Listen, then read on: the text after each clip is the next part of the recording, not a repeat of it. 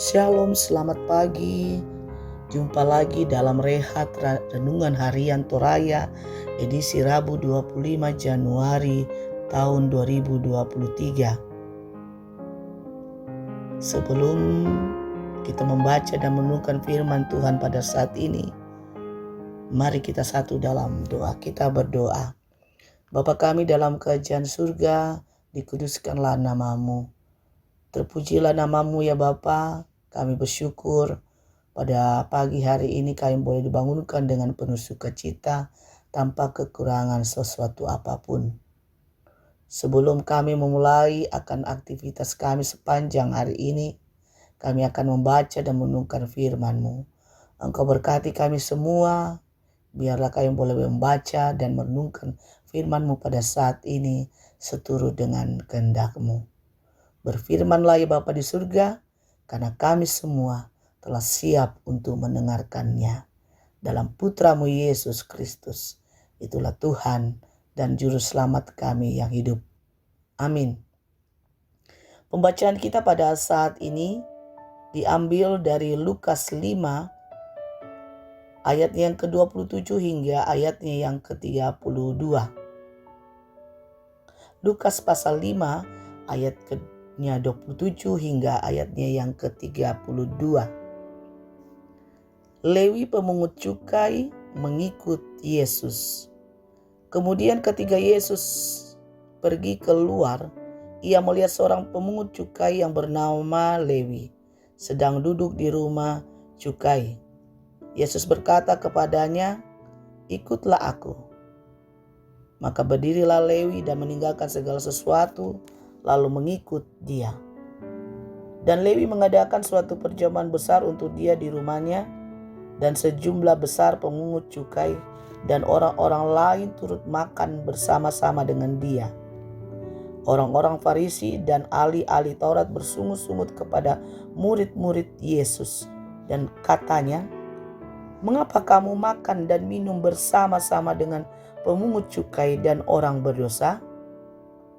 Jawab Yesus kepada mereka, katanya, "Bukan orang sehat yang memerlukan tabib, tetapi orang sakit.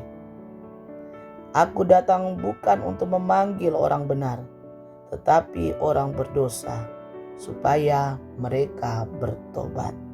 Amin. Terpuji nama Tuhan. Jangan selalu berprasangka buruk. Da ana den mandomi matimbang salah. Ada pepatah yang mengatakan semut di seberang laut tampak, sedangkan gajah di kelopak mata tidak nampak. Pepatah ini memberi pesan bahwa seringkali kita terlalu gampang mempersalahkan orang di sekitar kita, sementara kita sendiri justru melakukan hal yang tidak baik di hadapan Tuhan.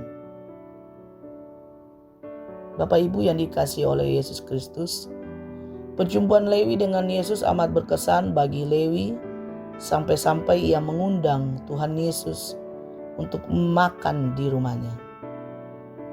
Perjumpaannya dengan Yesus telah mengubah hidupnya. Ia meninggalkan kesibukannya sebagai pengumpul pajak, kemudian menjadi salah seorang pengikut yang menemani Yesus berkeliling tanah Galilea dan Yudea. Di antara para tamu undangan, hadir juga para ahli Taurat dan orang Farisi. Mereka justru bersungut-sungut karena Yesus dan para murid makan bersama pemungut cukai dan orang berdosa. Hal ini demikian karena orang Israel membenci para pemungut cukai. Karena pemungut cukai dinilai sebagai orang yang bekerja untuk penjajah dan sering memungut lebih dari yang ditentukan.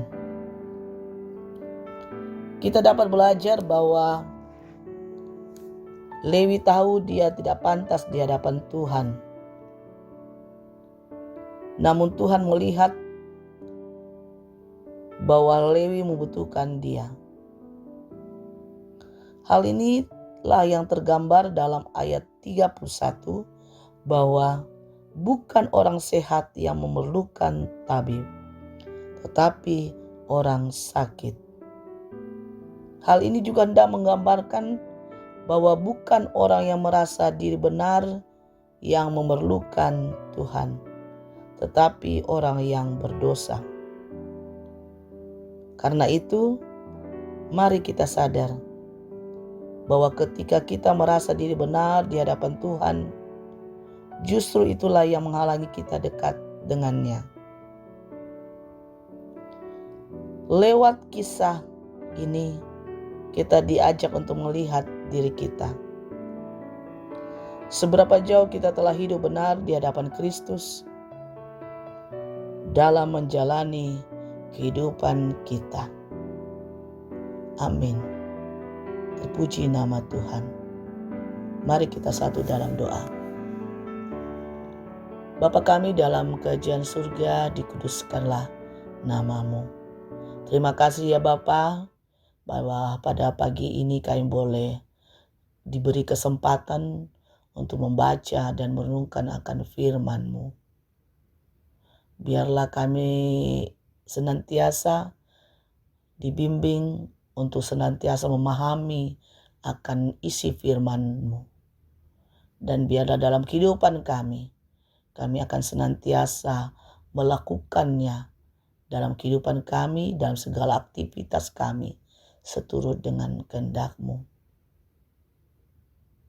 Kami tahu bahwa kami tidaklah sempurna, tapi kami yakin dan percaya Engkau adalah Tuhan yang senantiasa menopang kami, membimbing kami ke arah yang lebih baik dari hari ke hari.